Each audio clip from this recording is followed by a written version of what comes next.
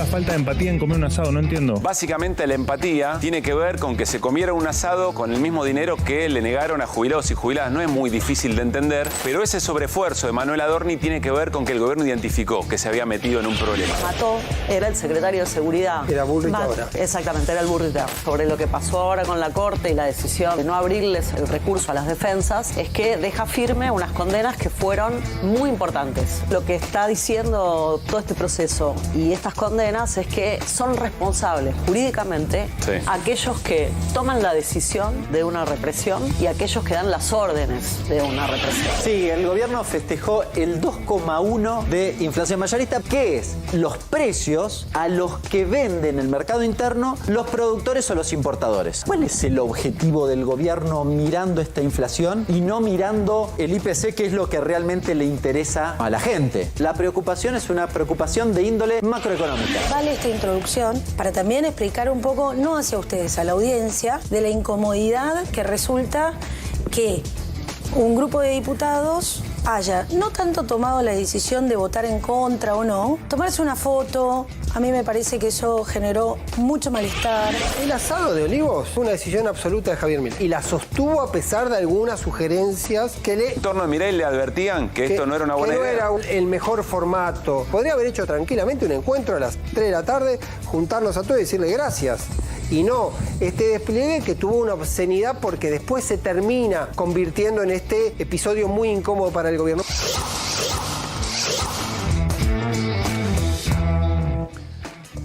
¿Qué tal? ¿Cómo están? Muy buenas noches, bienvenidas, bienvenidos a QR. Bueno, hoy el gobierno se despertó con la necesidad de marcar la cancha, de volver a marcar una cancha en particular. ¿Cuál? La de ellos y nosotros. Nosotros serían ellos, digamos, y ese ellos probablemente seamos nosotros, o eventualmente. Voy de vuelta.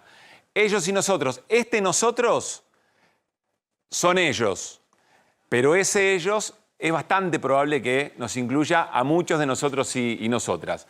Bueno, ¿y de qué manera el gobierno toma esta decisión? Ya vamos a ver por qué, pero ¿de qué manera lo hace? Con dos recursos muy puntuales, entre varios, pero dos puntuales y muy fuertes esta mañana.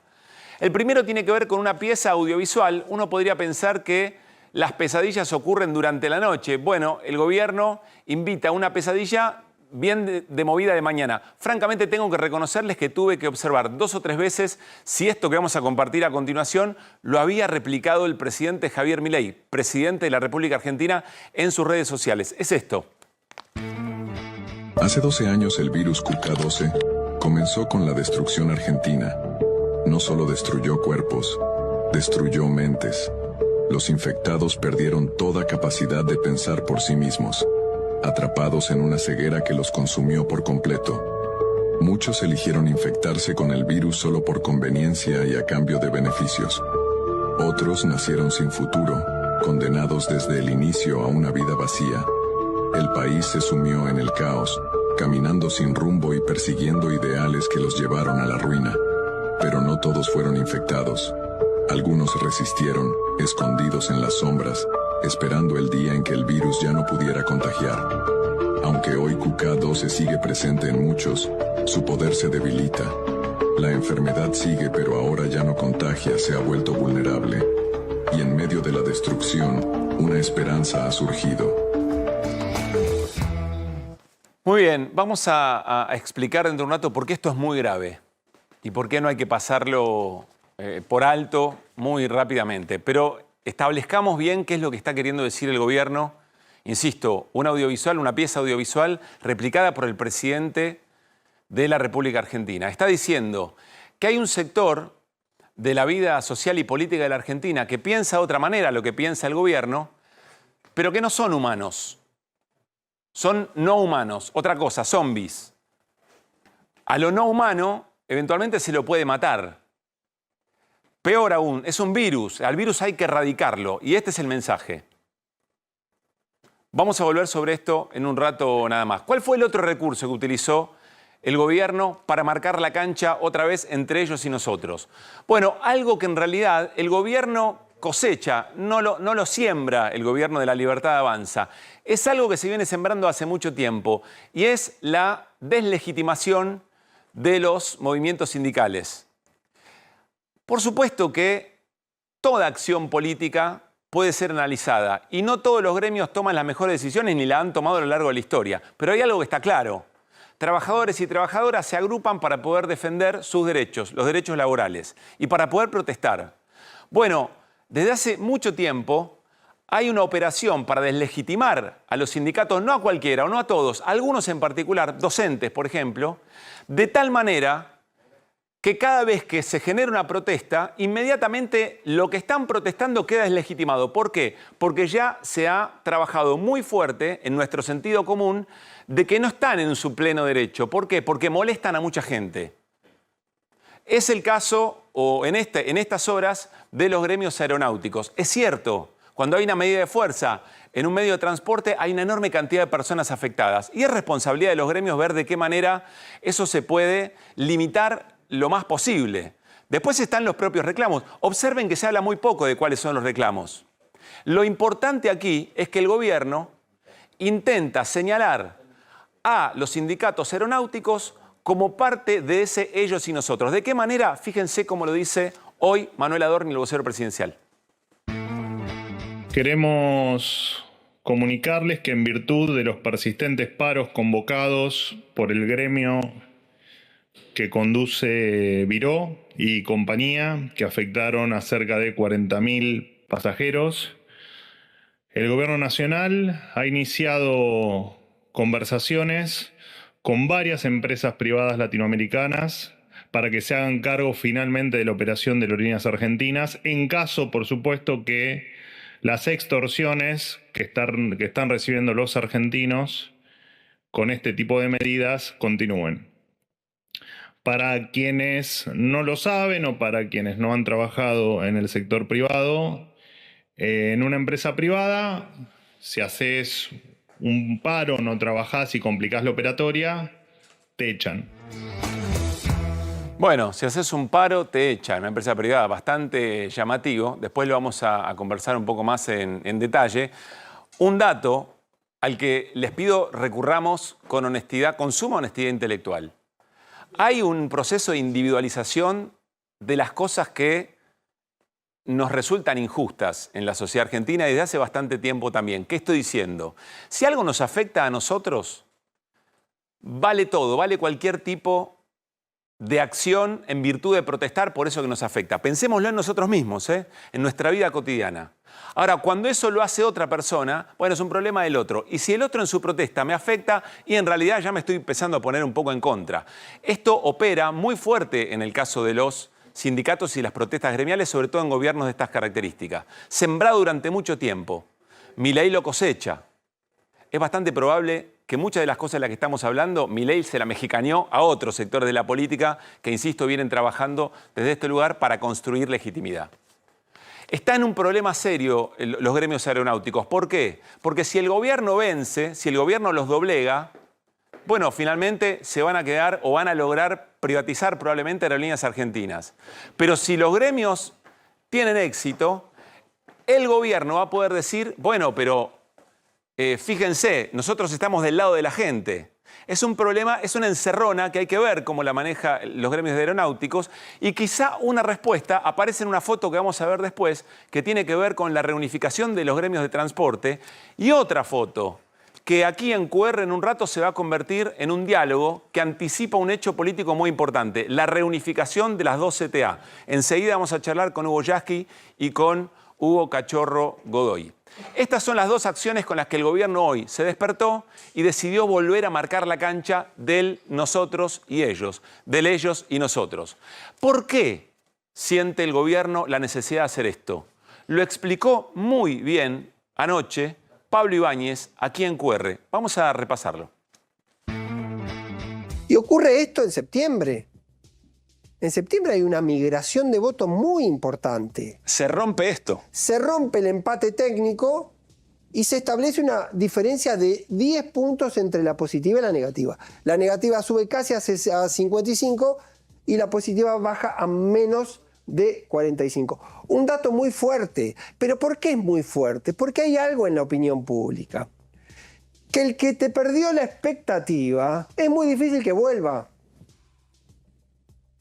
Y un gobierno que no puede dar en el corto plazo soluciones económicas no tiene herramientas para volver a seducir a aquellos que tomaron la decisión de cambiar la percepción sobre el gobierno. Y acá no solo está el veto, porque el veto venía preanunciado, sino también este fenómeno de la administración de las insensibilidades, porque antes del asado ya el gobierno celebraba el veto como una gran cosa. Había una euforia, había una épica en un veto donde hay 9 millones de perdedores. Pablo Ibáñez está explicando, o explicaba ayer, que al gobierno hay algunos golpes políticos que le entraron y que le están doliendo y le están generando duda en sectores que lo acompañaban sin dudas en un momento o eventualmente le bajan la imagen positiva y se la transforman en negativa. Este trabajo es de Alaska 3.0 Gila Vilker. Más allá de los números, hay otras encuestas que dicen otra cosa. Lo interesante es ver que algo cambió. Que algo cambió. Y uno repasa en los últimos días y encuentra el rechazo que generó los fondos reservados de la CIDE, se volteó ese decreto, se rechazó ese decreto en el Congreso. Uno puede pensar en lo que ha significado el proyecto de financiamiento de las universidades. Muy probablemente vuelva a haber una movilización universitaria, esa que le dolió mucho al gobierno el 23 de abril pasado, y por supuesto el veto a los jubilados, que el gobierno además celebró con un asado.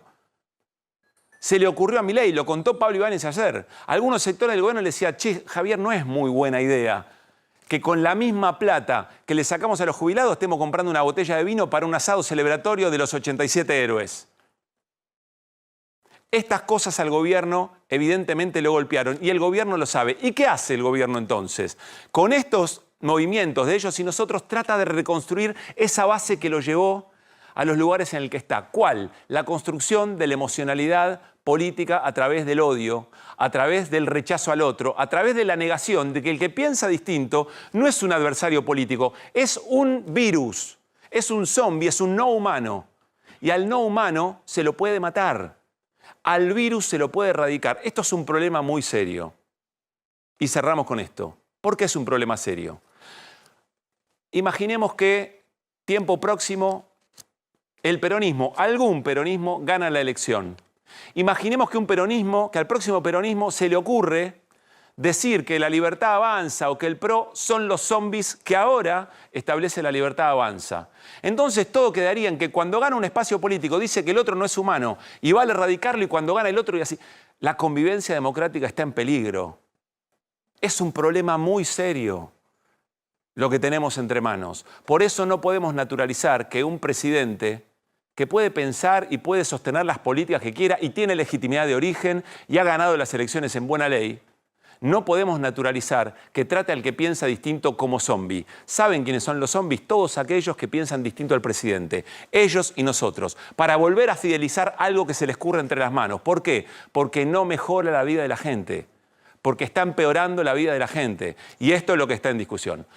Nos vamos con las voces del día y de esta manera arrancamos QR. Bueno, acá vemos uno de los jubilados que fue vaciado, que se descompuso.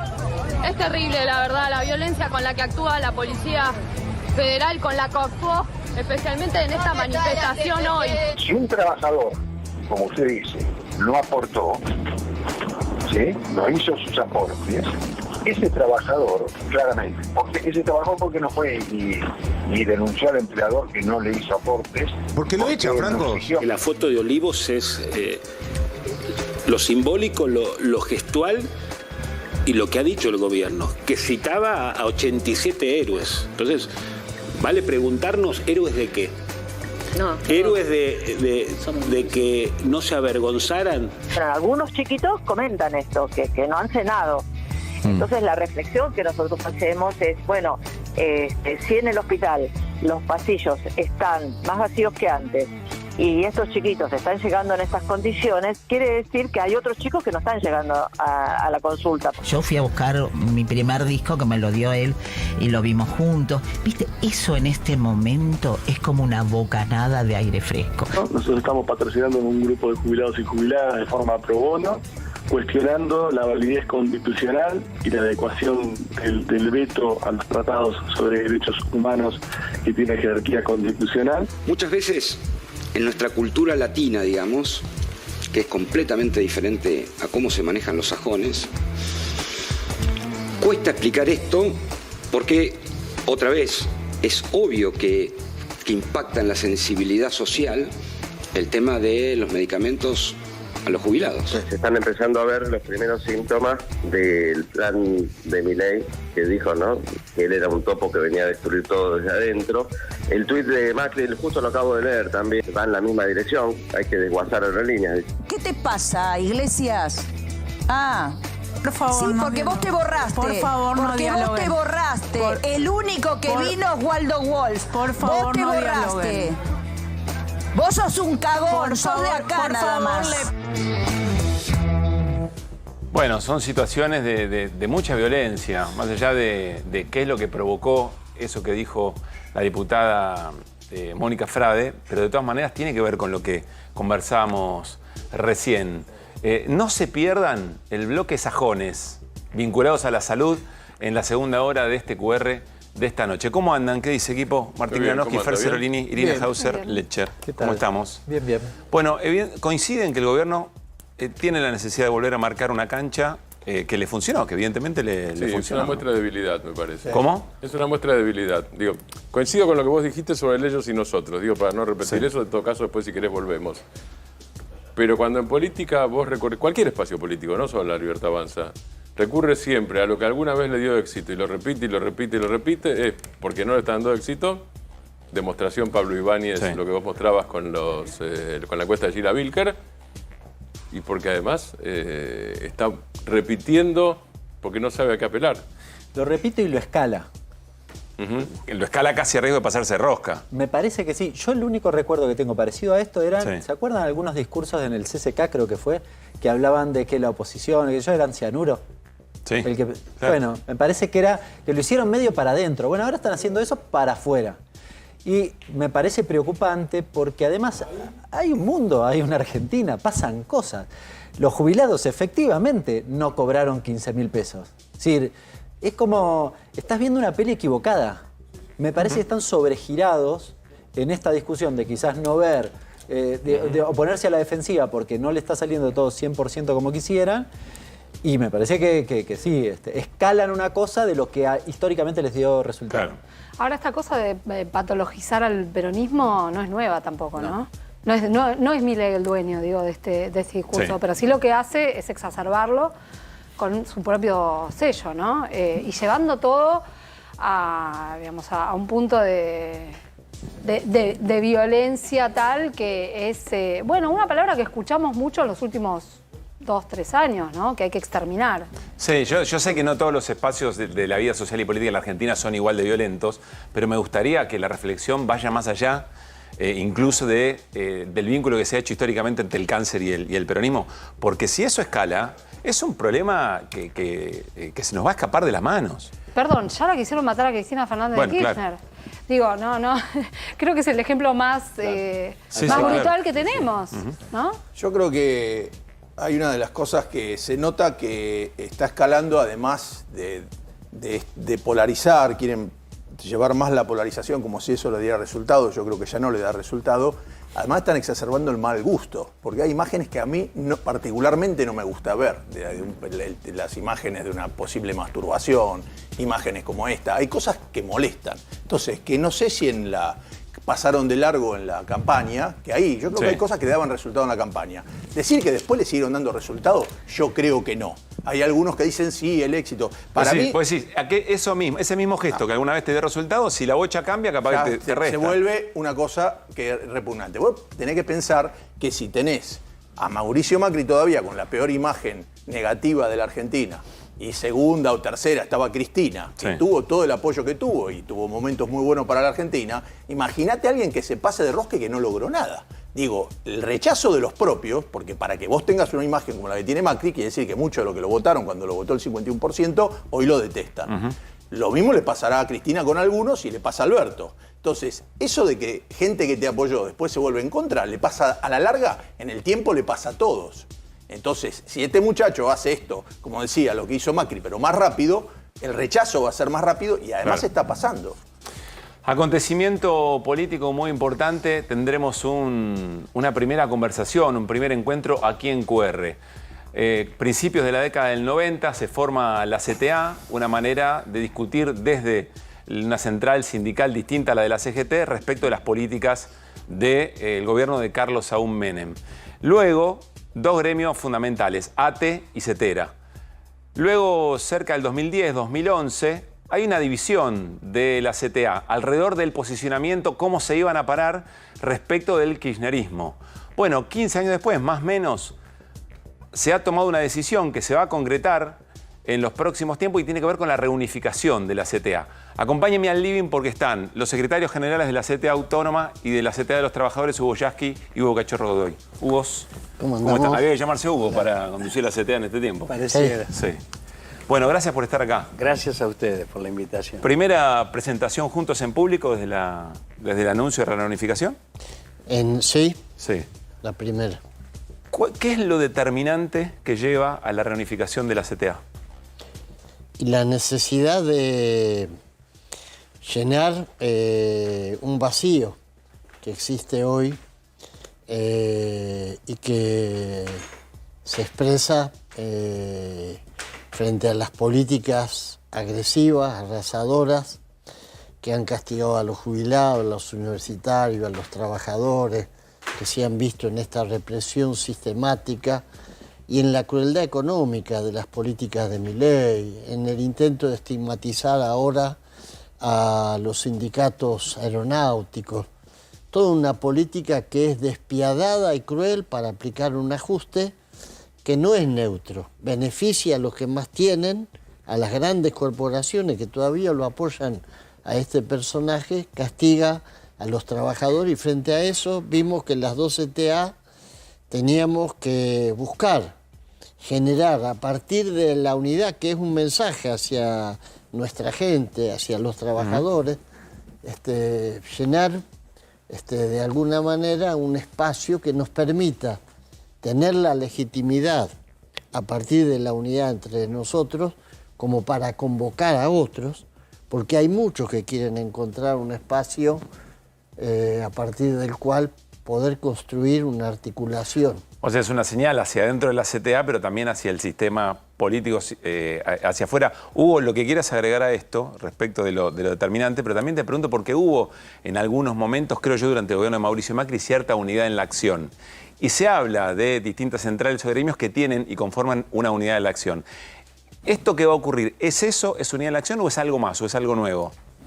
Nosotros ya venimos transitando un camino de unidad en la acción frente al macrismo y de hecho creo que esas luchas de los trabajadores y de las trabajadoras fueron vitales para que Macri no pudiera coronar su objetivo de reelección y de gobierno indefinido.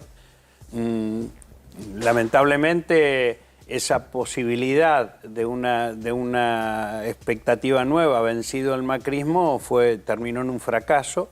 El gobierno del Frente de Todos y nos trajo a este presente de una experiencia de gobierno neofascista. Entonces, cuando la patria, cuando la democracia, cuando las condiciones de vida de los trabajadores y trabajadoras están en juego, hoy tenemos niveles de hambre y de pobreza gravísimos y tienden a agravarse.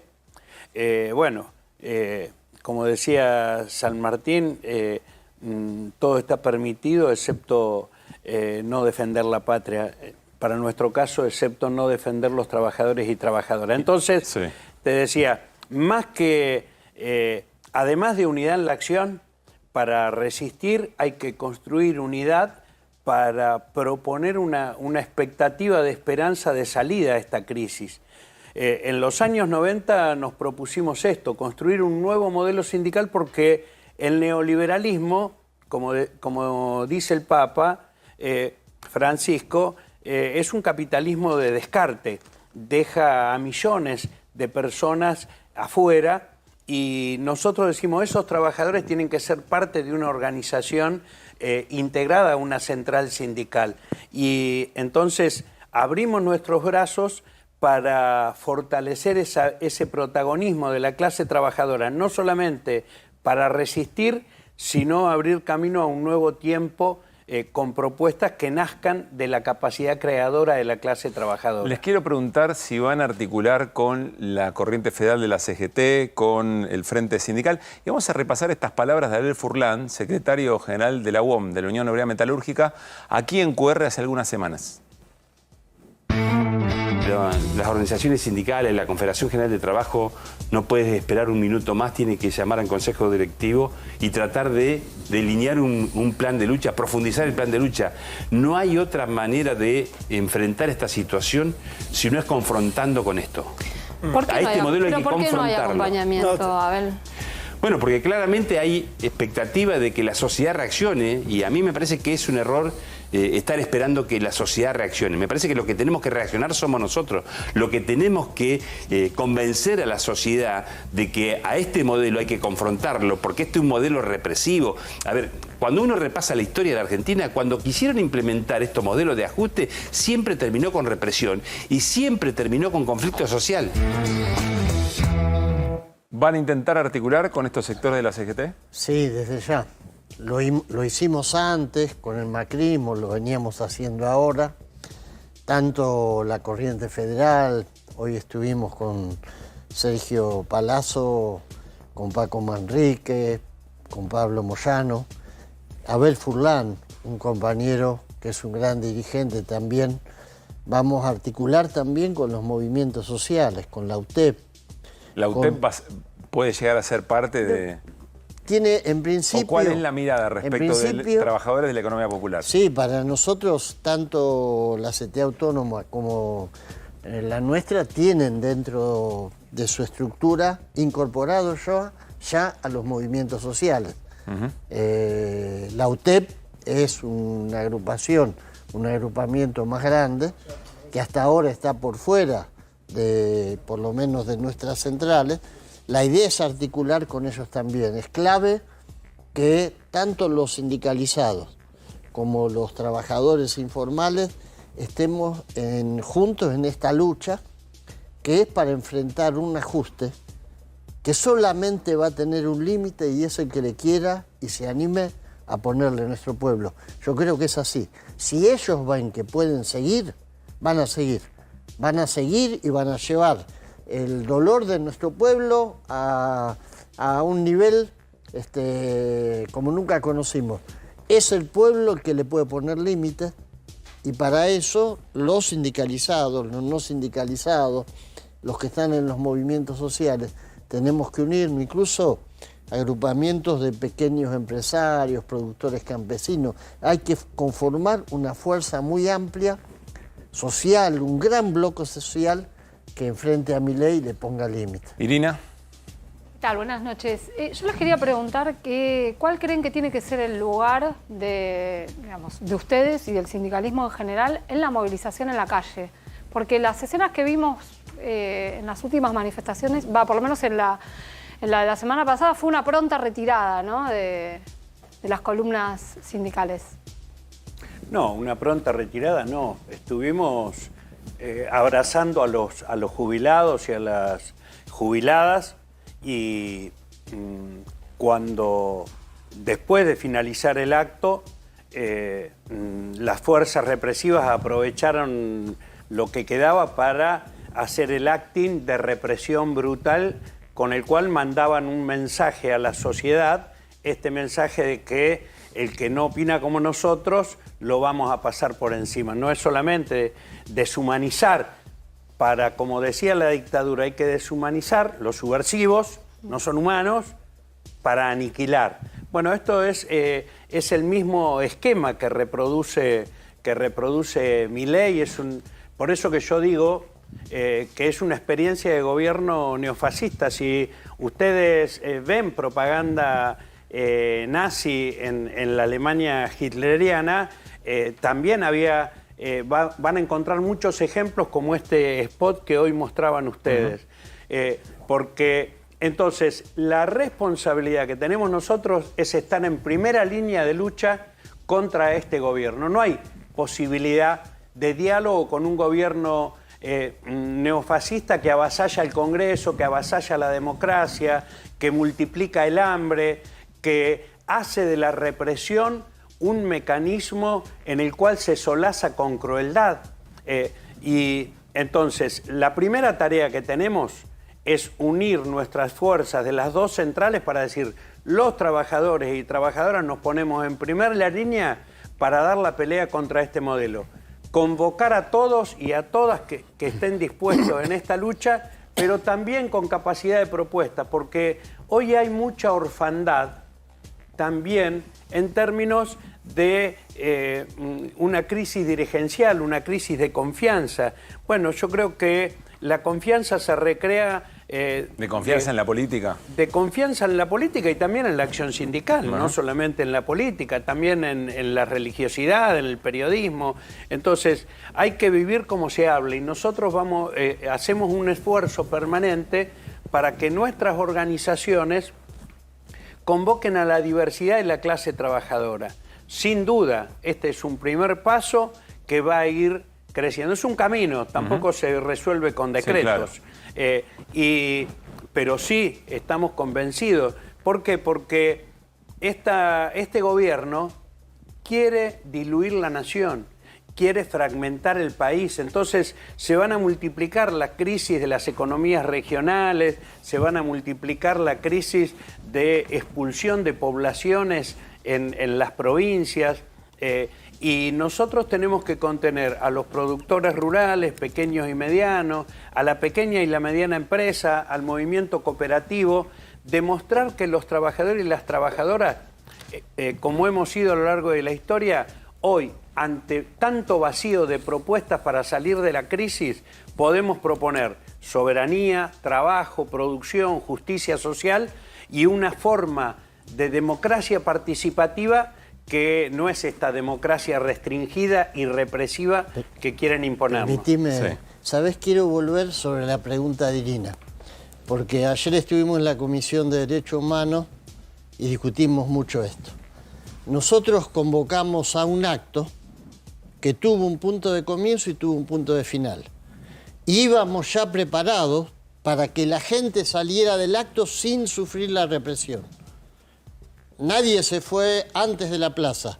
Hicimos el acto, leímos el documento, estuvieron los compañeros y compañeras, cantamos el himno y todos sabíamos que nos teníamos que llevar la mayor cantidad de gente porque no queremos que los actos terminen cuando Bullrich desde las pantallitas donde está mirando diga ahora empiecen a reprimir. Queremos que el acto termine con el control y con la conducción de las organizaciones y eso lo hicimos. Y quedó un grupo reducido que lamentablemente no lo pudimos conducir nosotros y no podíamos arriesgar a las decenas de miles que participaron del acto por un grupo muy reducido. Esto fue así. Lo digo porque escuché muchos comentarios que me parecieron injustos y desacertados. El acto empieza cuando nosotros decimos y termina cuando las organizaciones deciden que el acto está terminado. Si algún día anunciamos que nos vamos a quedar en la plaza, vamos a decir no es un acto, es una permanencia. Yo estuve 3 años ayunando en la Plaza del Congreso, 3 años, con Cetera. Así que sabemos un poco de eso. Pero no queremos prestarnos a la represión. ¿Por qué? No es una cuestión de que le tenemos más miedo o menos miedo. Es natural que la gente hoy sienta miedo de ir a una marcha. Queremos que la gente empiece a sentir que puede venir a una marcha y salir de la marcha sin tener que sufrir los atropellos y los palos y los gases de estos energúmenos que lamentablemente pretenden convertir este país en un país donde la protesta sea siempre reprimida. Y no queremos eso. Martín. Buenas noches, Hugo. Hola. Vos hablaste recién, Hugo Yasky, obviamente de la carpa blanca, te referías a eso con el... Me refería a la carpa, con el ayuno. La carpa blanca, una de las características que tuvo fue un enorme poder de llegada en paralelo a las marchas, porque las marchas y las protestas no terminaron en ese momento. Por la encuesta que mostraba Pablo antes, no sé si llegaron a ver, hay una parte de votantes de Milei, calculo yo, por los números, digo, no lo sé, pero por los números calculo que hay una parte de votantes de Milei o desencantada o descreída, no sé exactamente. Y a su vez, si Milei sacó el 56%, llegó a eso con votos provenientes también de la clase trabajadora. Sí. ¿Hay alguna agenda especial, hay alguna forma de acercarse a ese tipo de votantes? Porque además supongo que cada uno lo ve en su trabajo todos los días y en la actividad sindical todos los días. Mirá, yo creo que Milei y el ajuste que están haciendo, las brutalidades que están haciendo, el haber ido a festejar, como lo decían ustedes, el haberle metido la mano en el bolsillo a los jubilados, el veto ahora que van a hacer, y por ahí hagan otro asado para festejar que vetaron la ley universitaria y otra vez lleven con los combis del Congreso a los héroes, tal cual lo describe Milei. Todo eso es escupirle en la cara a los argentinos, a los que votaron a Milei y a los que no votaron. Y hay mucha gente, eso explica lo que ustedes mostraban hoy, el descenso del apoyo a Milei, y creo que es un proceso que se va a seguir pronunciando, y creo que lamentablemente para nuestro pueblo va a haber mucho sufrimiento, pero va a haber una cosa buena. La gente empieza a convencerse de que fue estafada electoralmente. La gente empieza a darse cuenta que cuando hablaban de la casta, que la casta iba a pagar, la casta ahora son los jubilados, los maestros, los trabajadores, y eso no lo van a poder parar con nada, ni con esas propagandas horribles que hacen, ni con los discursos mentirosos, ni tratando de decir, como dicen ahora, bueno, lo mejor está por venir. Yo le vi la cara hoy en una foto que salió publicada antes de una reunión de gabinete, y eso describe... ¿A quién? Estaba el Caputo joven, Santiago Caputo, el Caputo grande, sí. Estaba Dorni, había sí. otro personaje que ¿Y no qué sé viste quién. en esa foto? Creo que la tenemos por ahí. Vi una cara, una cara en todos ellos llena de agobio y llena de sombra. Es decir, si vos los mirás, mirás cualquier reunión nuestra, no vas a ver a nadie con los ojos mirando el piso, a nadie teniendo... ¿Esta foto? Esta. A nadie teniendo que tomar estimulantes. Vos fijate, ahí tenés. Vos acá ves rostros ensombrecidos. Sí, claro, mirá.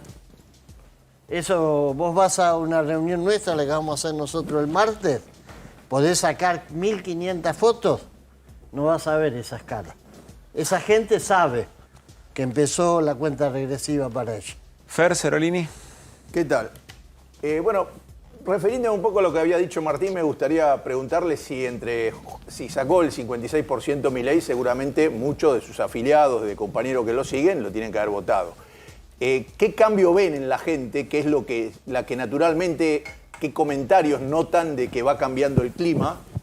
Y segundo es, ¿qué está pasando con todos ustedes? Uno viene del gremio docente, el otro de ATE. ¿Qué está pasando con los despedidos? ¿Qué está haciendo el Poder Judicial con los detenidos? ¿Está logrando alguna vez defenderse algunas cosas? La gente van a la calle y los echaron y se acabó.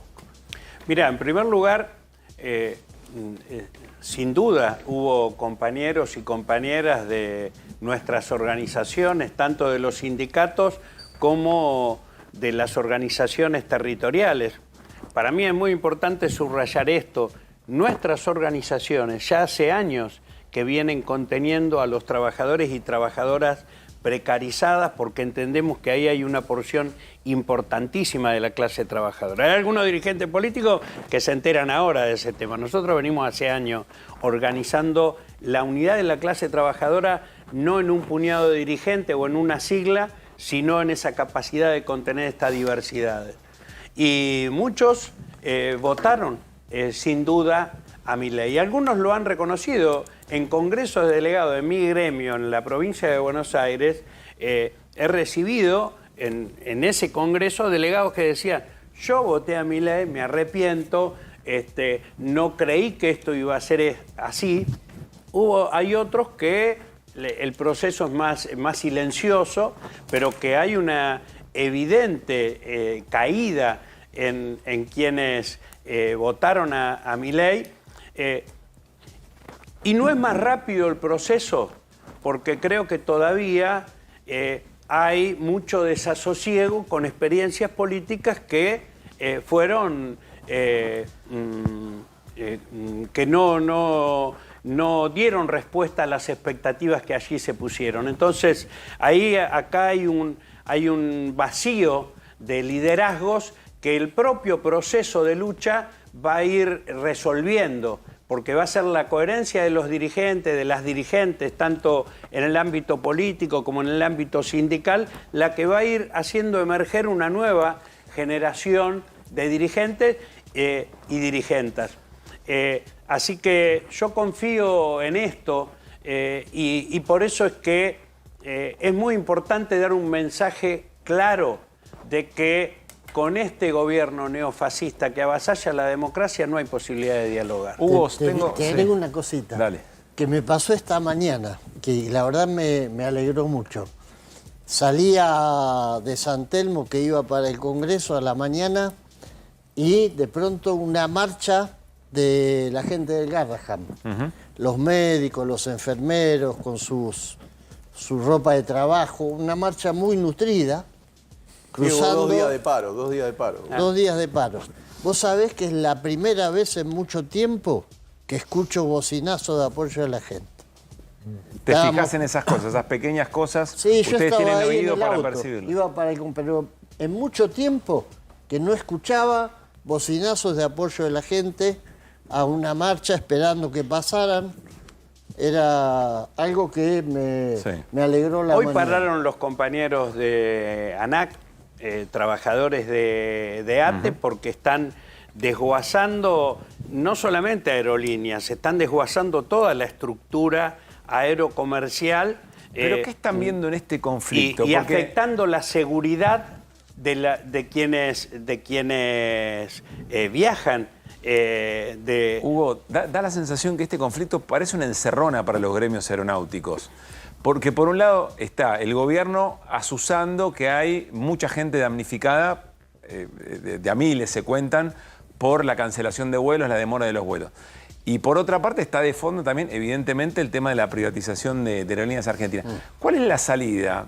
¿Cuál es la inteligencia que los gremios pueden tener? ¿O cómo están viendo qué está pasando de fondo en el conflicto? Quieren hacer un conflicto testigo, como en su momento Menem instaló el conflicto de los ferrocarriles, ramal que para, ramal que cierra. ¿Un conflicto testigo? Un conflicto testigo, y quieren utilizar, hacer de Viró o de Rodi Aguiar o de algunos otros dirigentes del sector la cara visible para judicializar y demostrar que ellos van a mandar preso al que se oponga. Bueno, nosotros decimos... Perdóname, y agrego una cosa más. El punto de llegada para ellos es la privatización de aerolíneas.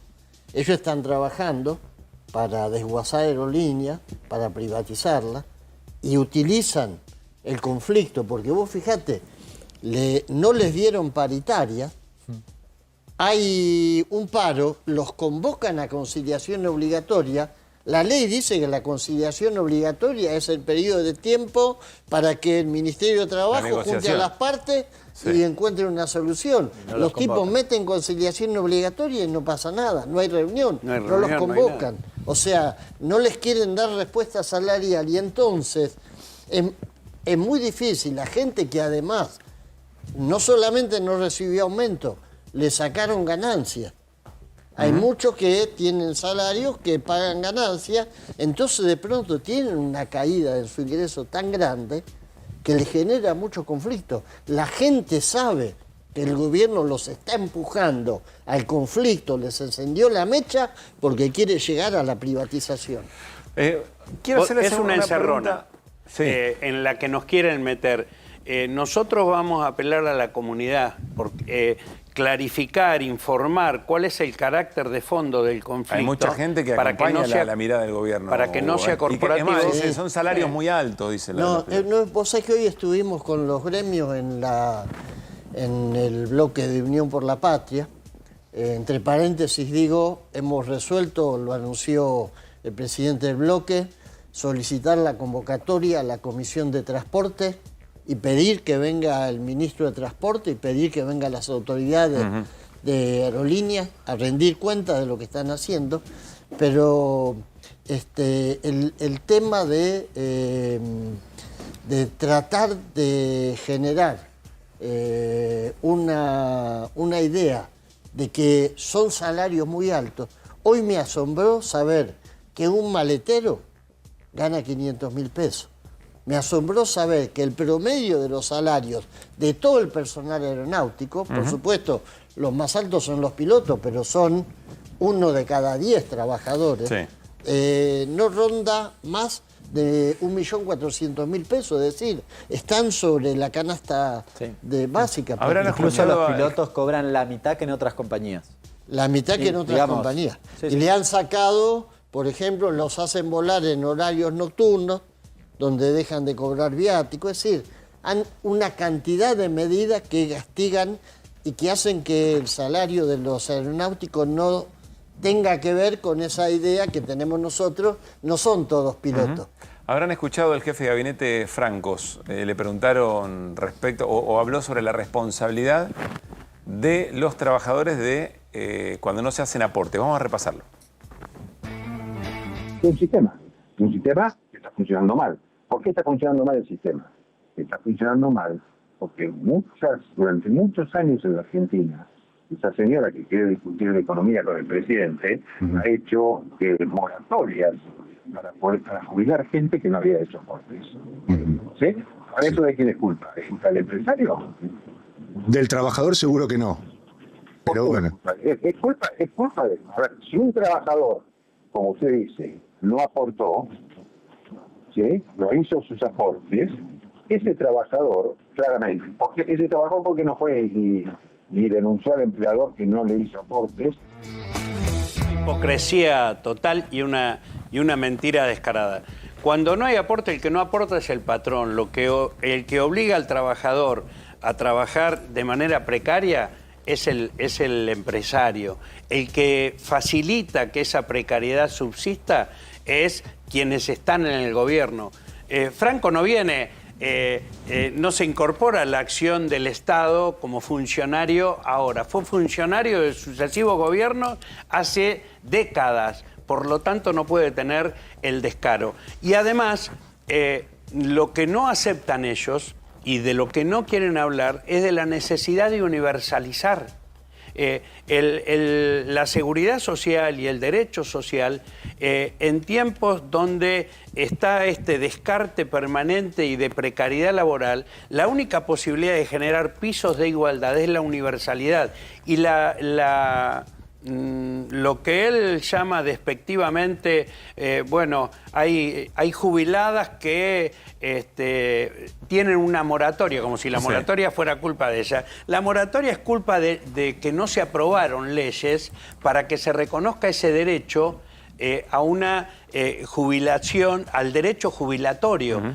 Y eso es de lo que no quiere hablar Franco. Y perdóname. Agrego una cosa más. En la ley de bases, que Franco se esforzó mucho para que se aprobara, le quitan la multa a los que se quedan con los aportes patronales. Es decir, la gente el patrón que se robó los aportes patronales... No tiene multa. No tiene multa. No tiene castigo. ¿Entendés?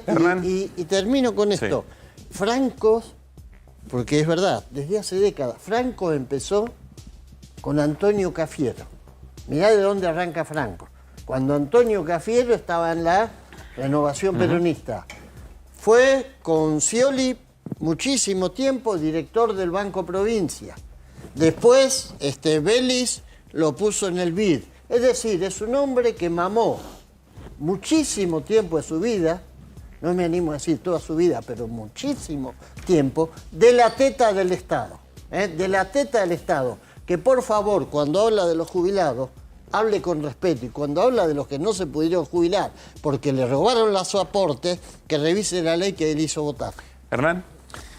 Sí, quería preguntarle, todos estos debates que veníamos charlando y que vienen mencionando, la verdad que en la historia argentina no son demasiado novedosos. ¿A qué les recuerda ¿Qué les recuerda este proceso? ¿A dónde vamos? Y yo creo que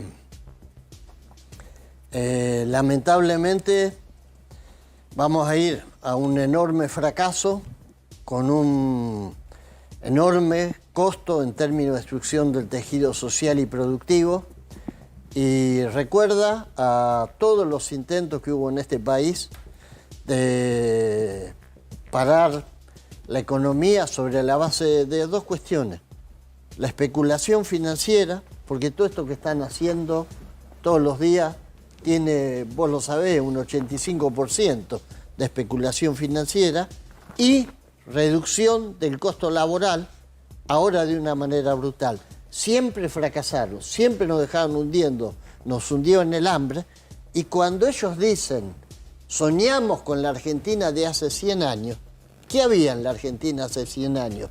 Una burguesía muy poderosa que se traía hasta los espejos y los mármoles de Europa, un pueblo hambriento, sin derechos, que agachaba la cabeza ante el patrón. Eso es lo que ellos quieren para el futuro, y no lo van a poder hacer, van a fracasar a un costo muy grande. 100 años atrás, Nicolás Avellaneda decía que vamos a pagar la deuda con el hambre y con el sacrificio del pueblo. Ese es la situación. Porque cuando se aprobaron los lamentables estafas con el Fondo Monetario Internacional, lo que se garantizó es que el Fondo Monetario Internacional imponga sus programas durante décadas, hasta el año 34. Cuando se aprueba el RIGI, la ley de bases que contiene el RIGI, lo que se hace, se obliga a las futuras generaciones que todas las discusiones entre la empresa y el Estado Nacional se diriman en tribunales de Nueva York o en el CIADI. Y cada una de esas medidas lo que rompe es la capacidad soberana del Estado, y ellos lo que quieren destruir, quieren diluir la nación argentina.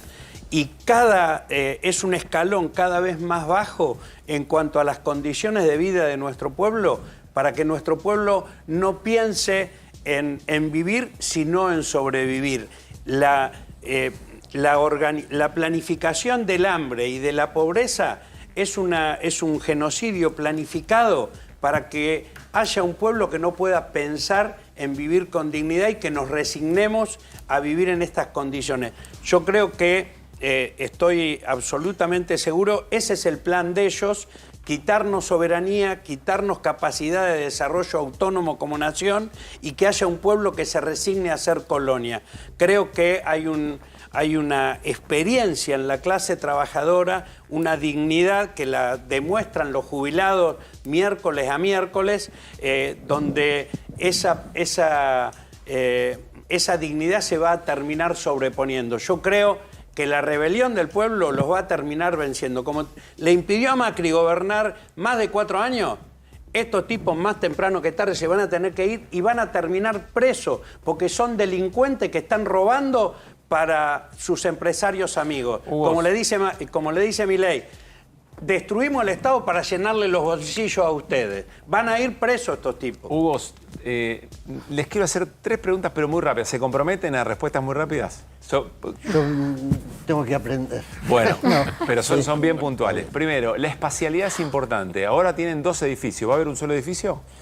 Y eso, por ahora vamos a hacer como esas parejas que viven cada uno en su casa. Bien. Segundo punto. Separada. La reunificación, me imagino que es todo el recorrido nacional. ¿Qué pasa en las provincias donde hay conflictos fuertes entre las 2 CTA? Santa Fe, Neuquén, por ejemplo. Vamos a transitar un proceso de debate. La unidad no se decreta, la unidad se construye. Lo que hay es una fuerte decisión de construir ámbitos de debate y de planificación conjunta. El martes lo que vamos a hacer es, vamos a organizar un programa de acción que como eje principal tiene que confrontar con el gobierno. Como segundo aspecto es proponerle a la sociedad un programa de propuestas que demuestren una salida distinta a esta experiencia neofascista, y un debate que va a recorrer todo el país. Después se irá transitando, porque además está los debates al interior de la central, pero también los debates con otros actores de la clase trabajadora que vamos a construir. Corto sería paso a paso con un objetivo, la reunificación. Muy Mostaza Merlo. Muy Mostaza. Última. No les digo por sí o por no, pero casi. ¿Fue un error la división del 2010?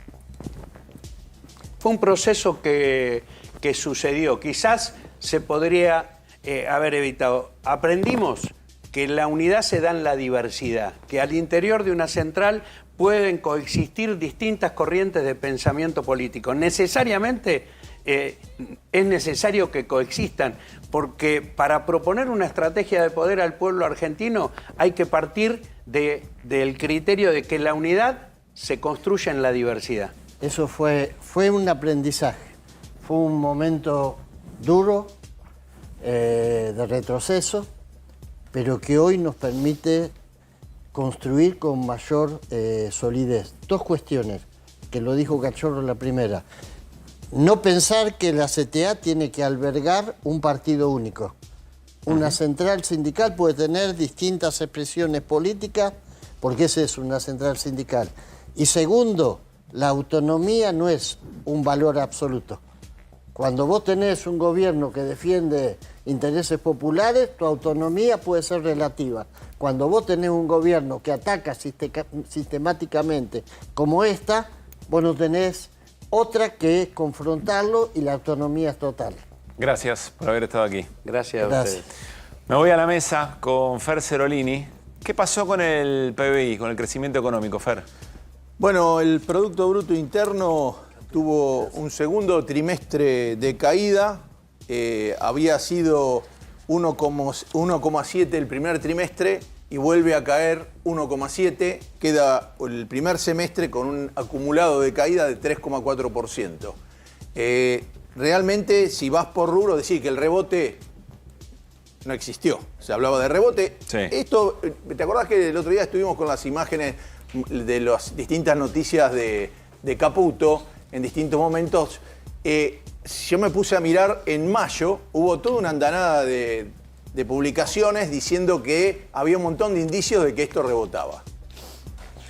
Lo tiran, la gente lo compra y después cuando no se da es como que nunca lo hubieran dicho. Ahí tenés, el acumulado es 3,4.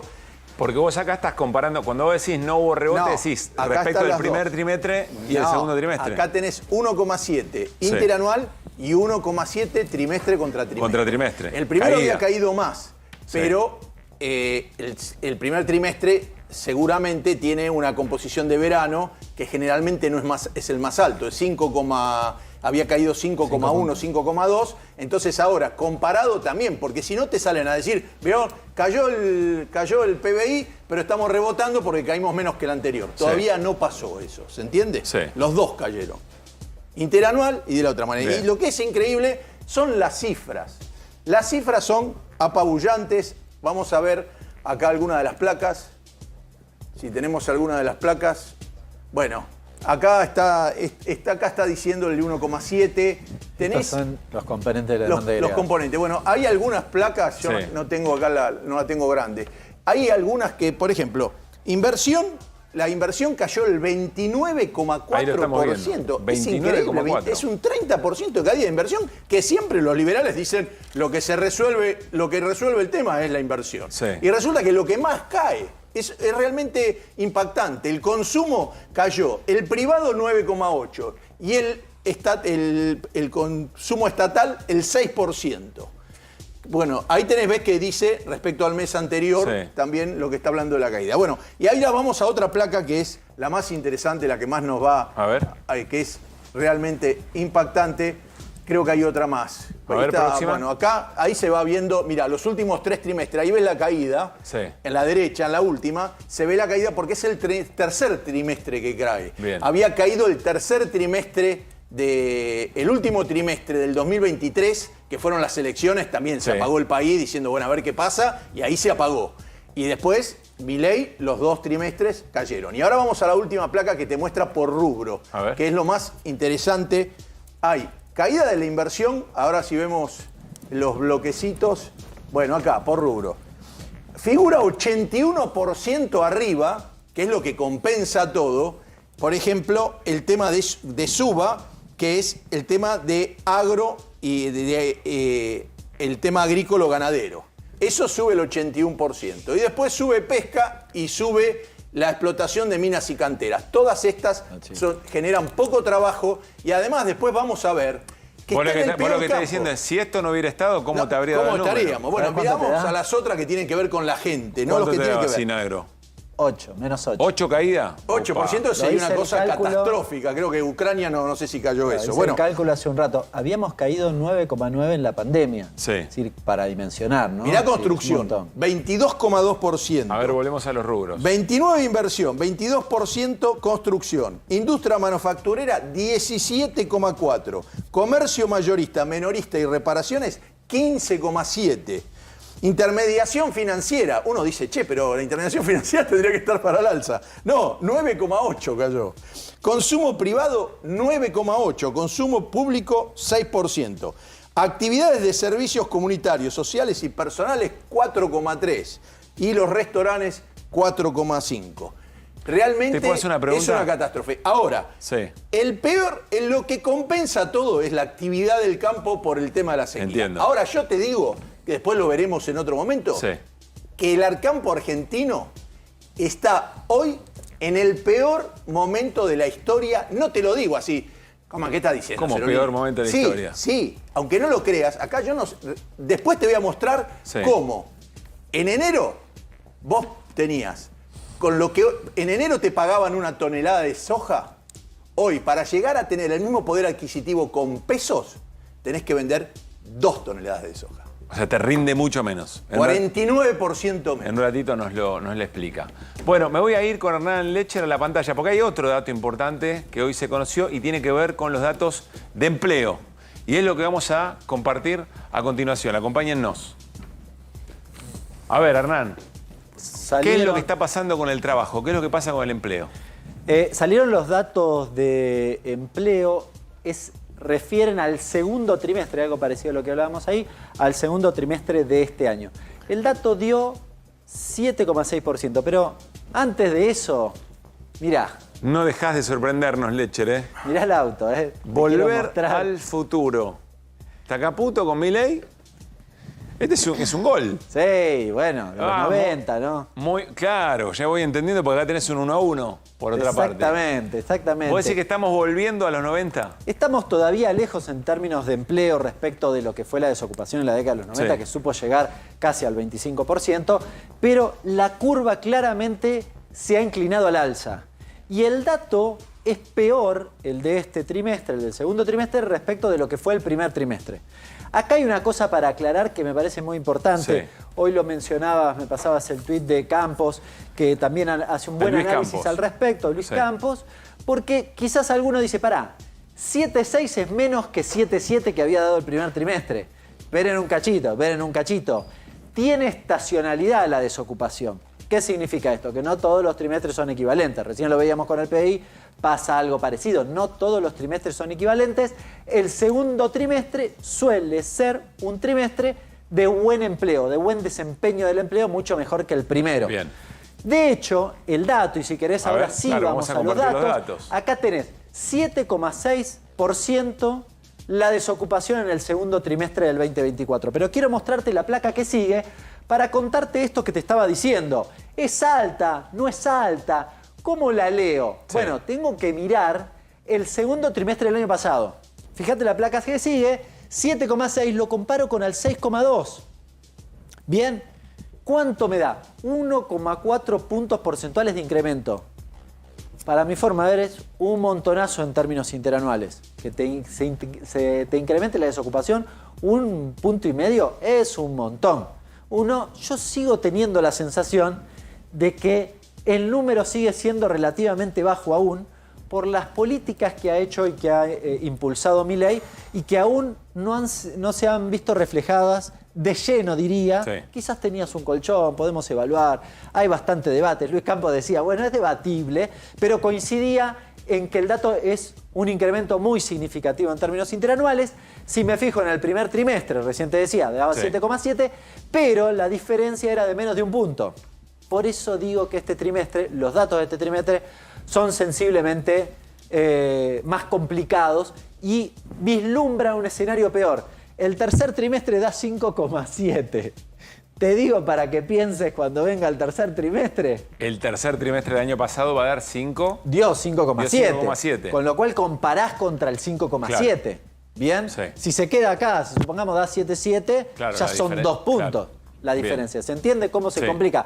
Pero te quiero contar algunos datos de lo que fue esta publicación. Importante, porque uno dice, bueno, 7,6, qué sé yo, repartido en la Argentina. No, hay algunos lugares mucho más complicados. Los partidos del GBA, si querés pensar en el conurbano bonaerense sobre todo, y los del tercer cordón y demás, el incremento fue o está hoy en 9,1. Es un número bastante más significativo. El dato más alto lo tiene Gran Resistencia, que tiene 11% de desocupación. Y te agrego un dato que no lo traje acá, pero que es importante. Hay dos provincias, Jujuy y Córdoba, que tienen desocupación de 8,2 y 4%. Vamos a decir, no es tanto, 8,2 sí, 4 no tanto, pero tienen un problema.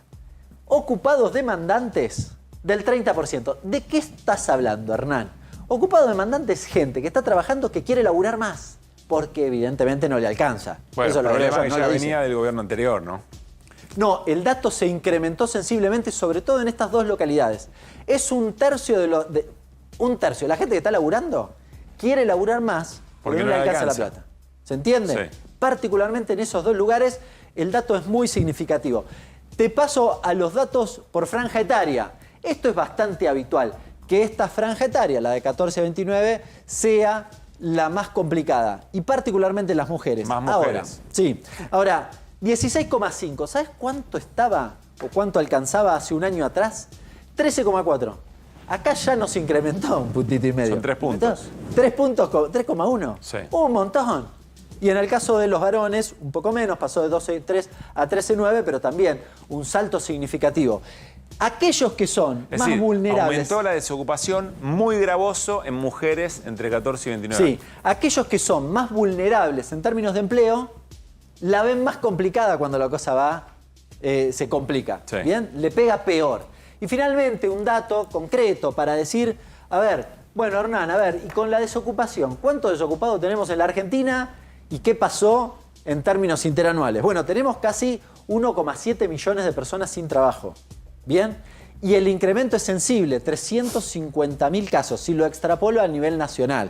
Acá hay una cuestión metodológica que no viene al caso, pero que tiene que ver con, fíjate, en términos interanuales tenés casi 350.000 desocupados adicionales. Un último dato final.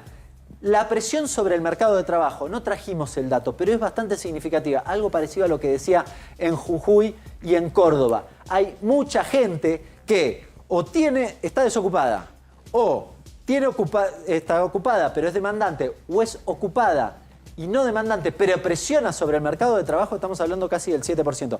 Es un número muy significativo porque eso de alguna manera te da la pauta de cuán picado está el mercado de trabajo. Picado en el sentido de cuánta demanda hay insatisfecha en materia de trabajo.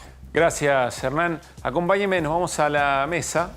Ya nos vamos a ir a una tanda. Enseguida Irina Hauser nos va a contar las novedades en la causa que se le sigue al expresidente Alberto Fernández por violencia de género. Hoy una declaración muy importante, la mamá de Fabiola Yáñez. También vamos a hablar de esto que el ministro de Salud ruso dijo respecto de la diferencia entre los latinos y los sajones. Somos muy distintos. Vamos a hablar de Sajonia y el rol del Estado en Sajonia, es decir, en los países sajones. ¿Cuál es el rol del Estado en la provisión de salud?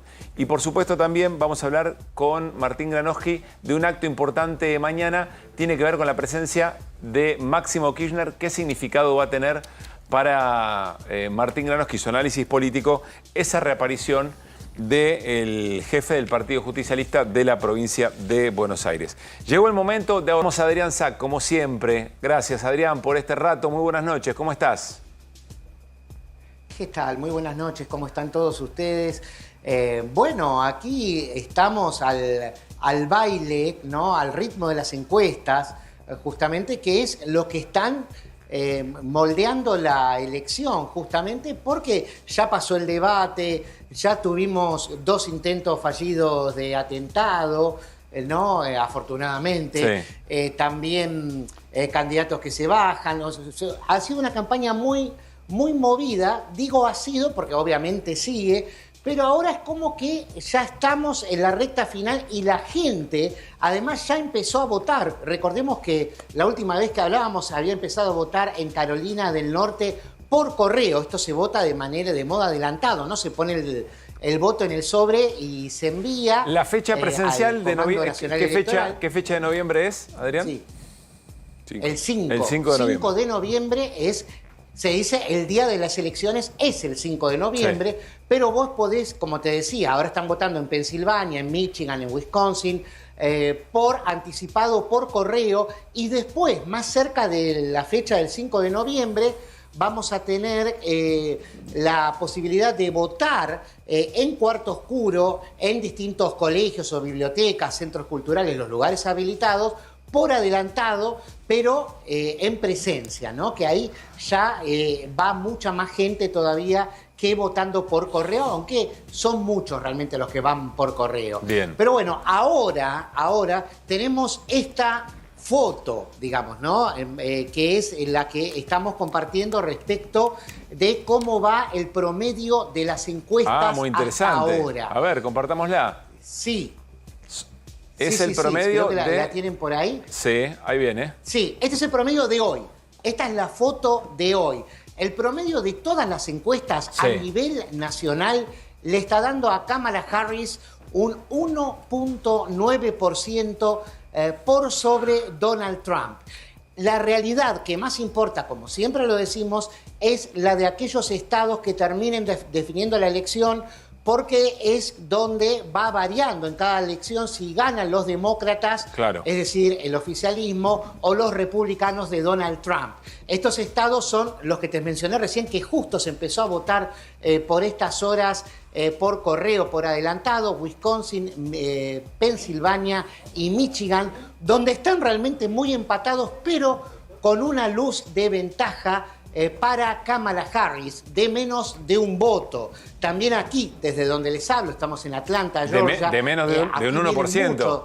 De menos de un 1%. De alrededor de un 1%, pero que hasta un 2% es considerado margen de error, ¿no? Sí. También pasa lo mismo en Arizona. Arizona es otro de los estados que se suman, ¿no?, a estos, lo que se llaman en inglés swinging states, o estados que se balancean, que van de un lado para el otro, ¿no? Sí. Pero por ahora lo que vemos en la gran mayoría de los medios, mira, tengo acá, por ejemplo, esta es de la semana pasada, pero sirve, la revista Time, mirá, ¿no? Es un apoyo total explícito, a claro, Kamala Harris. Fíjate acá la dibujaron más joven, acá con la multitud, con el pueblo atrás, un retrato casi peronista, ¿no? Con la gente siguiéndola, y dice acá her moment, o sea, su momento. Mirá vos. Que está bien, es una foto porque es su momento. Esto fue hecho inmediatamente después de que ganara el debate. Ya no hay dudas, incluso para la cadena Fox,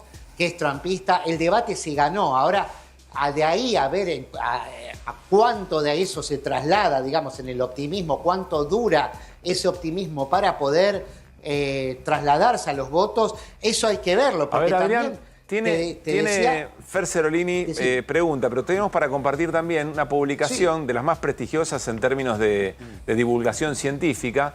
Voten por Kamala Harris para sostener, para acompañar la ciencia, la salud y el medio ambiente. Mi pregunta eventualmente es, con tanto apoyo de la industria cultural, de los sectores de la ciencia, de la salud, y está tan parejo, es un dato francamente preocupante, que lo muestra a Trump con un arraigo muy fuerte, ¿no? Sí, tiene que ver mucho también con lo que se espera de la economía. Acá vos fíjate que hace 2 años tuvimos la inflación más alta de los últimos 40 años. Sí. Y eso, a pesar de que se fue saliendo de ese cuadro de inflación alta, y también, por ejemplo, ayer la Reserva Federal, que es autónoma, que no depende del gobierno, aunque Trump diga lo contrario, bajó el tipo de interés, que acá eso influye muchísimo en el estadounidense promedio que está pagando la hipoteca de su casa. Acá el 65% de la gente compra su casa a través de hipoteca, no alquila, ¿no? Entonces eso es importantísimo. Si te baja la tasa de interés, baja lo que pagás por mes. Eso influye directamente en el bolsillo, ¿no?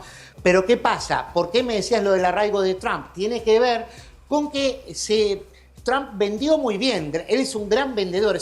Debate de manera pésima, no intercambia discursos con nadie, argumentos. Él simplemente te vende como si fueran los vendedores de tónico que veíamos en la familia Ingalls, que iba por los pueblos diciendo esto y lo otro, pero es muy efectivo con eso. Tiene una llegada muy grande, de hecho eso le sirvió para ganar en 2016 también.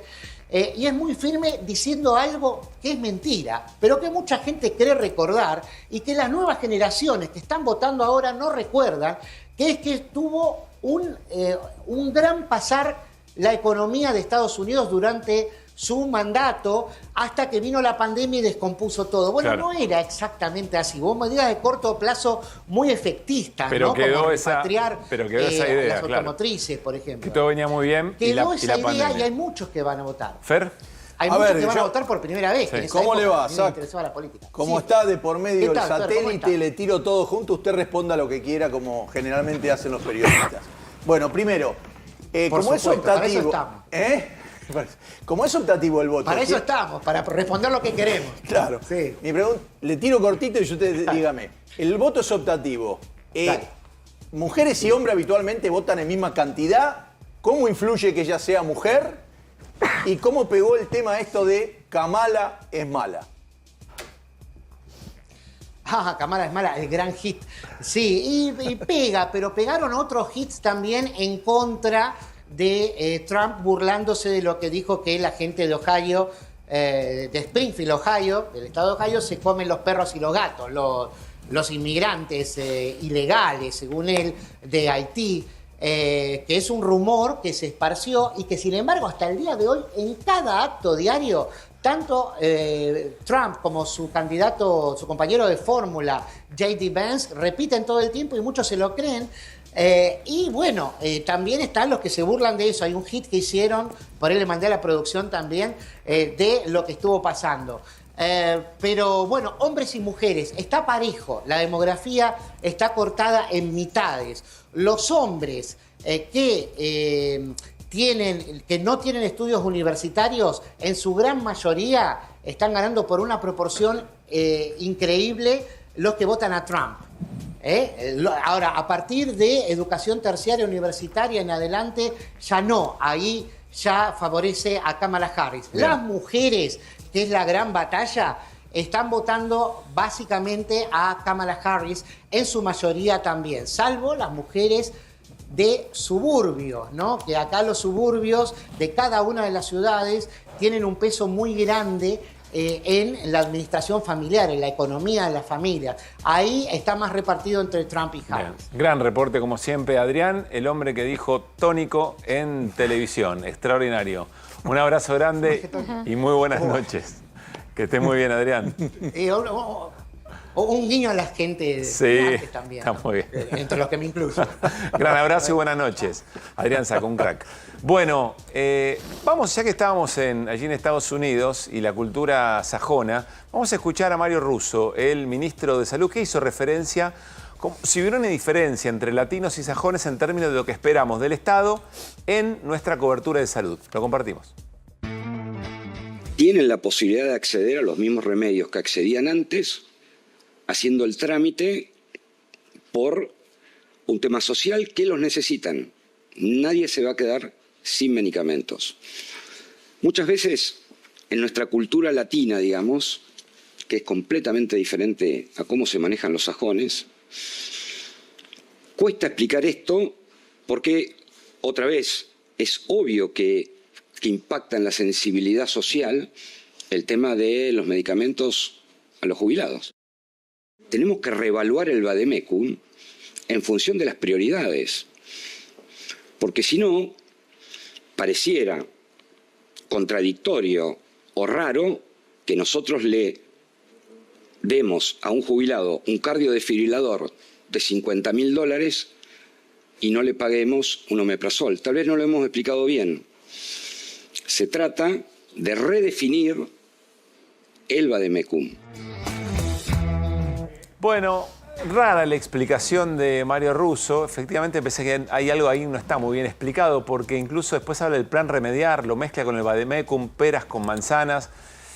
No queda muy claro. Lo que sí queda claro es que el gobierno retasea la presencia del Estado en la garantía de la cobertura de salud. Y en un momento dice, vamos a interpretarlo de esta manera, que en realidad deberíamos ser más sajones en cómo pensamos el rol del Estado y la cobertura de salud. Bueno, la producción pensó, dijo, che, hay un tal Michael Moore, un documentalista estadounidense, que hizo un ganador del Oscar con otro trabajo, Bowling for Columbine, pero que también fue nominado al Oscar por un trabajo que se llamó Psycho, que hablaba de los sistemas de salud. Y se fue, por ejemplo, a Inglaterra a preguntar a ver cómo funciona el sistema de salud en estos países donde un gobierno libertario que quiere destruir al Estado y que invita al mano a mano con el mercado, nos compara. A ver qué pasa en Inglaterra.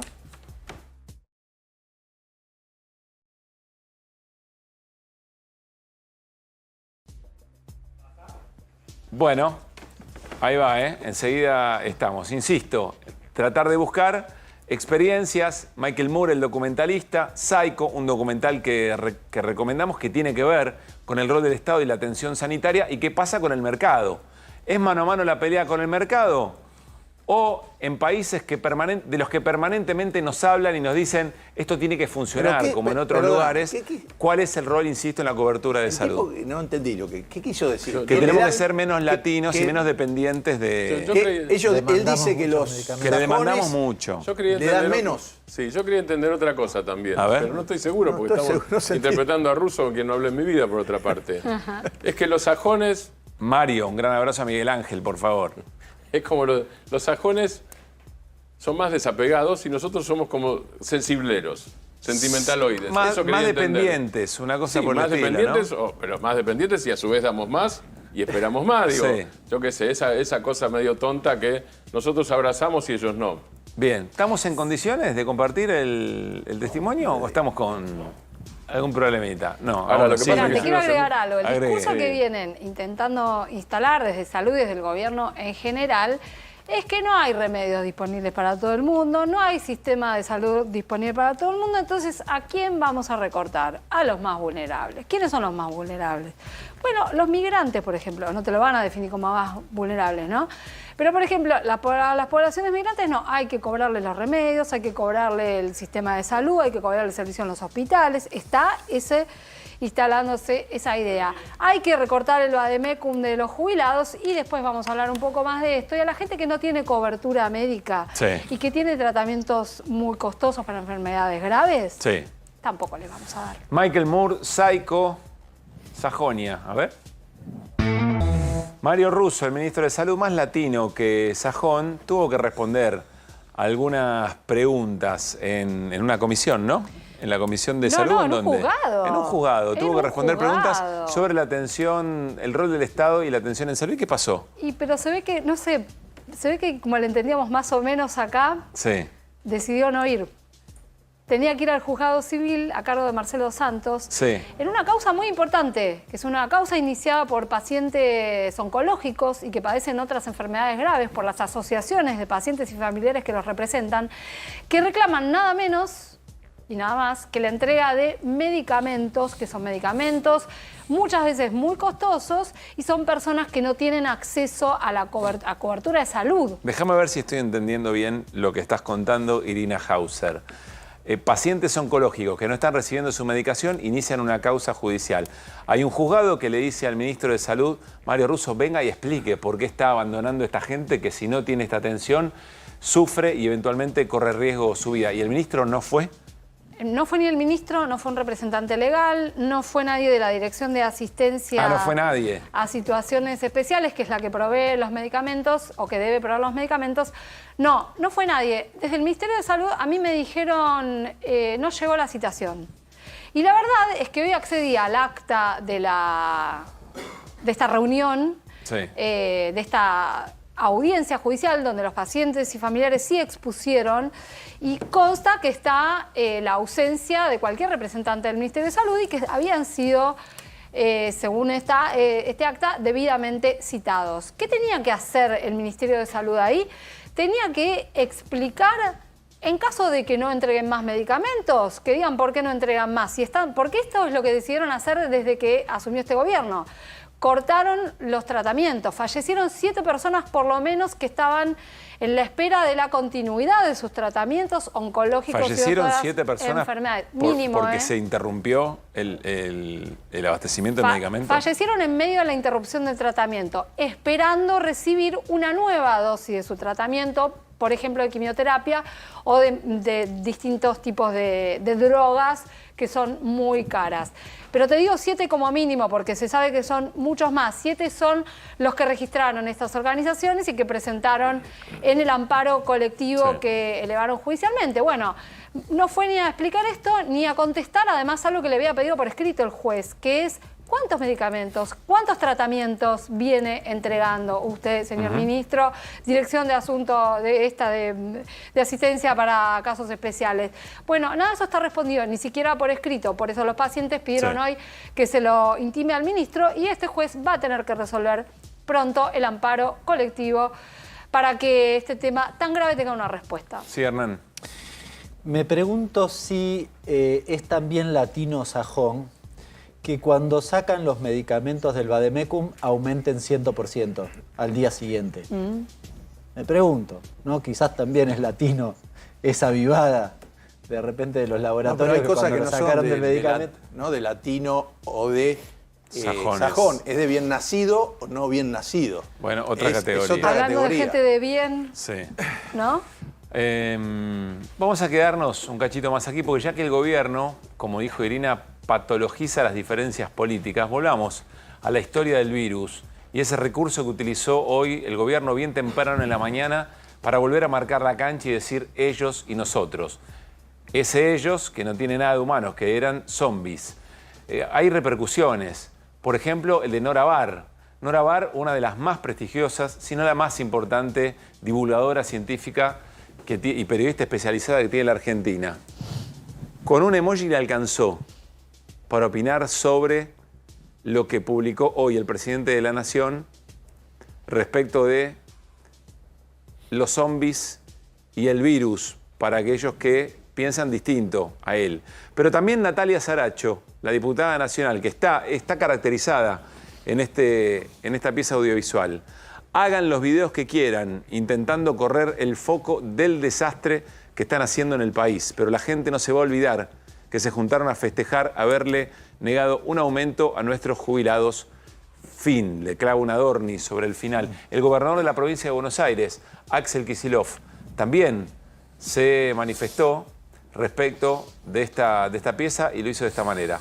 Milei y el virus del odio. Es muy serio, muy grave. El presidente difundió un video en el que compara la principal fuerza política de la oposición con un virus.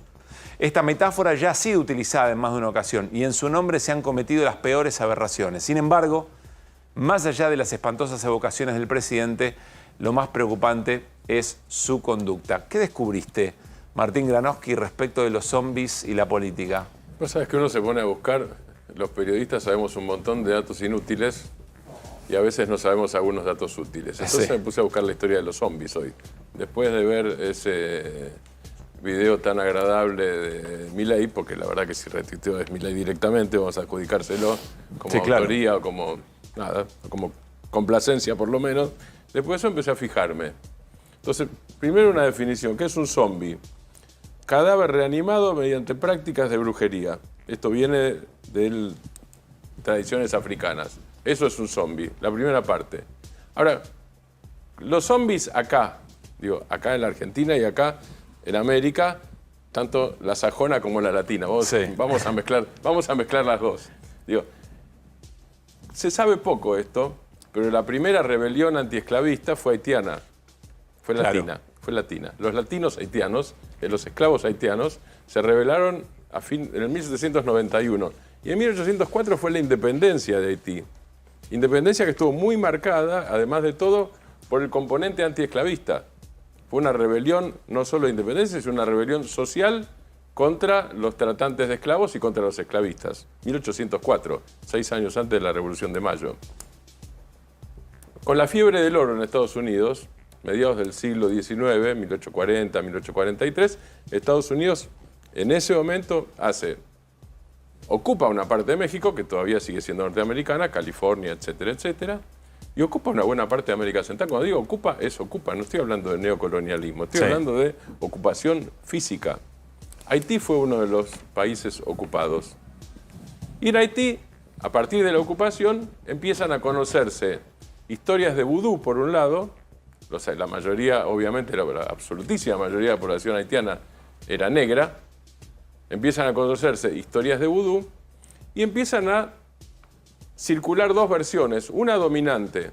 La versión dominante en Estados Unidos era que eran zombies. ¿Qué son los zombies? No son humanos. Es lo que vos explicabas al principio del programa. ¿Qué haces con eso? Deshumanizás. Cosa, si es una cosa, es mía.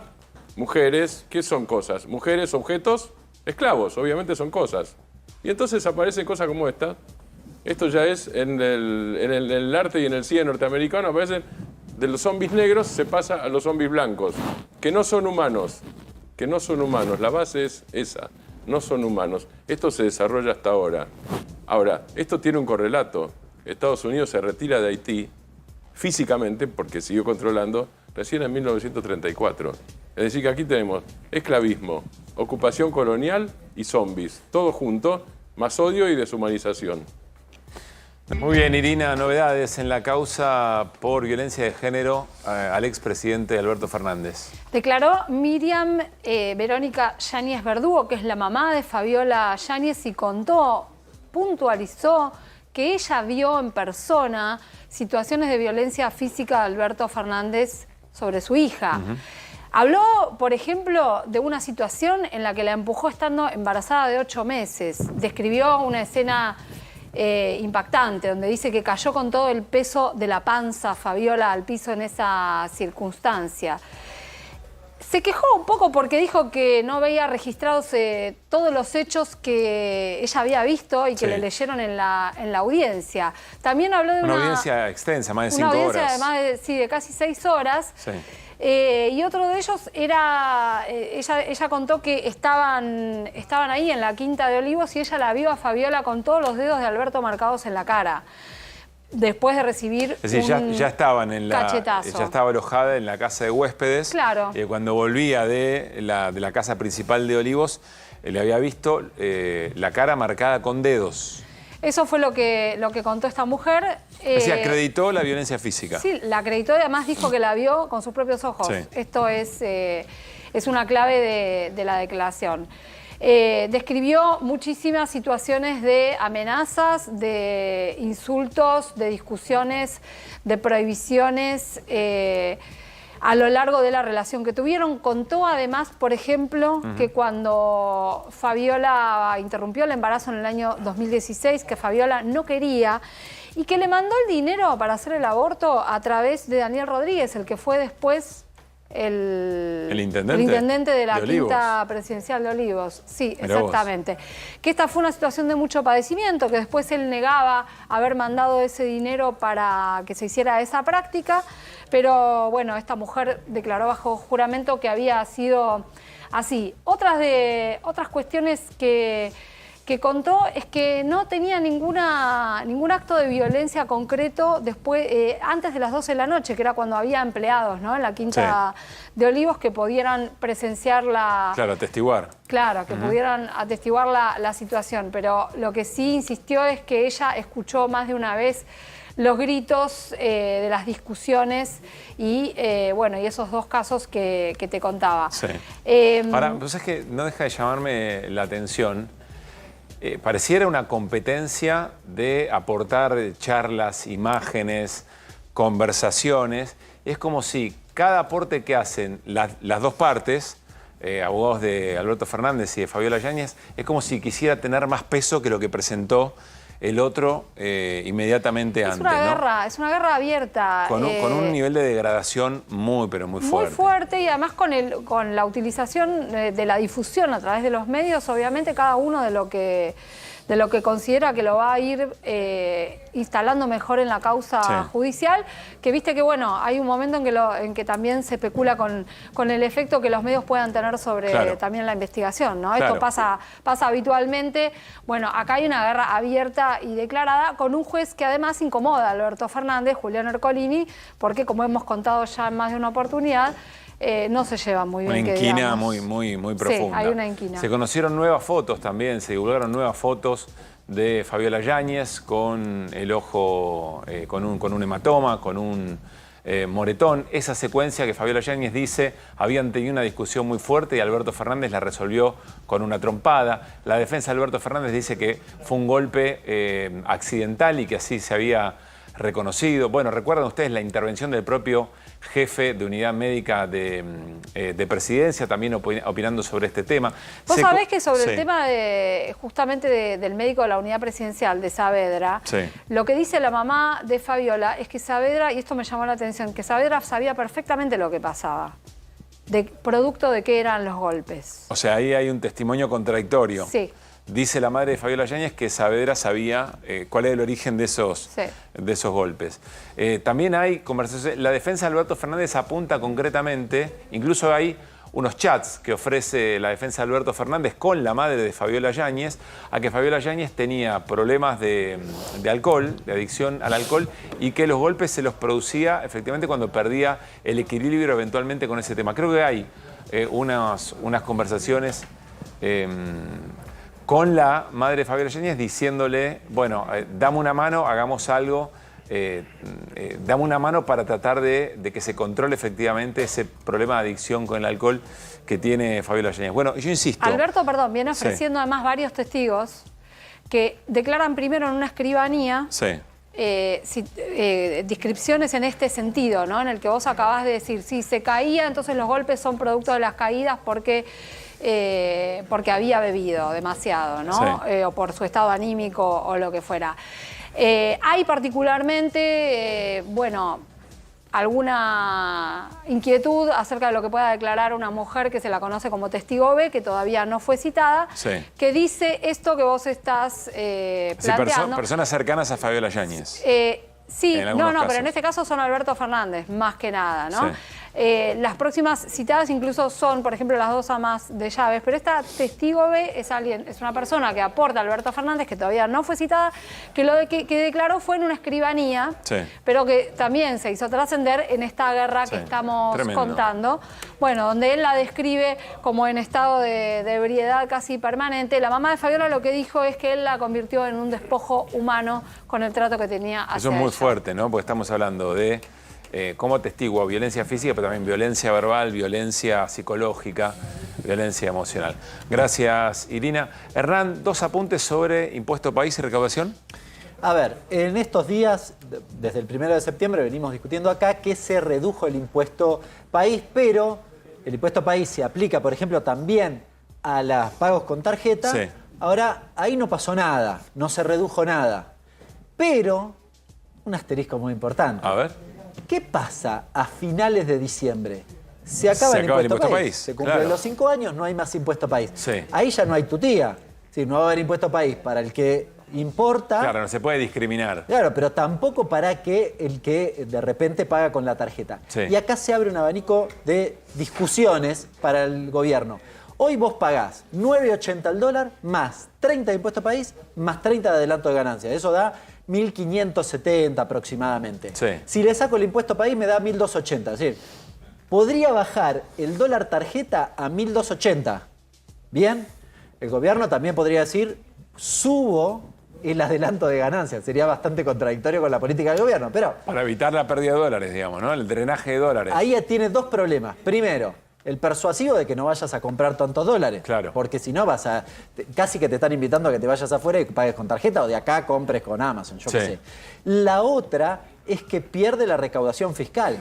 Bueno, el adelanto de ganancias podría ser las veces de. Después te lo devuelven, supuestamente, pero te lo devuelven cuando vence la declaración jurada. Si le ganaste un año, supongamos. ¿Esto es análisis, intuición o esto es dato? No, es lo que va a pasar. Lo que no sé es qué va a hacer el gobierno finalmente respecto de esta decisión. Sí. Que a fin de año se acaba el impuesto país es una realidad. Sí, me refería a lo del adelanto de ganancias. Claro, quizás alguno está pensando, dice, en enero me voy a Brasil. Bueno, igual hoy no podés comprar sin impuesto país. Si especulás con eso, hay que ver qué pasa en enero. Tenés que esperar a llegar ahí. Claro, y hay que ver qué hace el gobierno. Si al gobierno se le ocurre duplicar la retención de ganancias, porque eso lo puede hacer, en realidad no está poniendo un nuevo impuesto. El gobierno no puede hacer eso. Bien, tiene que pedirle autorización al Congreso. Pero sí te puede aumentar la retención. Vamos a ver qué decide finalmente y qué pasa con ese dólar tarjeta. Hoy me contaban que el tratamiento del presupuesto en la Comisión de Presupuesto y Hacienda en la Cámara de Diputados va a comenzar en octubre. ¿Por qué? Bueno, porque le da tiempo al gobierno eventualmente de negociar, de las negociaciones con quién. Y bueno, con gobernadores, con los distintos bloques, para efectivamente tener presupuesto. Hay quien todavía piensa que el gobierno no quiere presupuesto y quiere seguir prorrogando el anterior. Veremos, pero se juega muy buena parte del próximo año y la hoja de ruta del gobierno en el país que está imaginando, en la Argentina que está imaginando. Bueno, nos estamos yendo. Mañana nos vamos a volver a encontrar a las 9 de la noche para hacer un QR de viernes. Y ya viene Babi Checopar para hacer Basta Babi. Gran abrazo, equipo. Gracias por haber estado aquí. Terminen bien. Nos vamos como llegamos con las voces del día. Chau.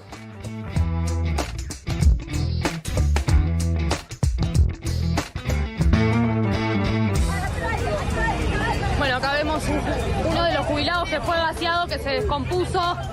Es terrible, la verdad, la violencia con la que actúa la Policía Federal, con la que actuó, especialmente en esta manifestación hoy. Si un trabajador, como usted dice, no aportó, ¿sí?, no hizo sus aportes, ese trabajador, claramente, porque no fue y denunció al empleador que no le hizo aportes. ¿Por qué lo echa, Franco? La foto de Olivos es lo simbólico, lo gestual y lo que ha dicho el gobierno, que citaba a 87 héroes. Entonces, vale preguntarnos, ¿héroes de qué? Héroes de que no se avergonzaran. Pero algunos chiquitos comentan esto, que no han cenado. Entonces la reflexión que nosotros hacemos es, bueno, si en el hospital los pasillos están más vacíos que antes y estos chiquitos están llegando en estas condiciones, quiere decir que hay otros chicos que no están llegando a la consulta. Yo fui a buscar mi primer disco que me lo dio él y lo vimos juntos. ¿Viste? Eso en este momento es como una bocanada de aire fresco. Nosotros estamos patrocinando un grupo de jubilados y jubiladas de forma pro bono, cuestionando la validez constitucional y la adecuación del veto a los tratados sobre derechos humanos que tiene jerarquía constitucional. Muchas veces en nuestra cultura latina, digamos, que es completamente diferente a cómo se manejan los sajones, cuesta explicar esto porque, otra vez, es obvio que impacta en la sensibilidad social el tema de los medicamentos a los jubilados. Se están empezando a ver los primeros síntomas del plan de Milei, que dijo, ¿no?, que él era un topo que venía a destruir todo desde adentro. El tuit de Macri, justo lo acabo de leer, también va en la misma dirección. Hay que desguazar aerolíneas. ¿Qué te pasa, Iglesias? Por favor, sí, porque vos te borraste. Por favor, no porque dialoguen. vos te borraste. El único que vino es Waldo Wolf. Por favor, vos te no borraste. dialoguen. Vos sos un cagón, sos de acá nada más.